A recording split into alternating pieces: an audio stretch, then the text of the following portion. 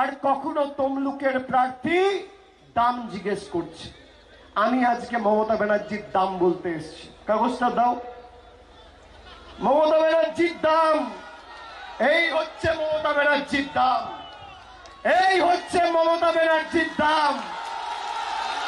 মমতা ব্যানার্জির দাম, তুমি যার টিকি ধরে রাজনীতি করো সে মাথা নিচু করে মমতা ব্যানার্জিকে প্রণাম করে, আর তুমি মমতা ব্যানার্জির দাম জিজ্ঞেস করছো।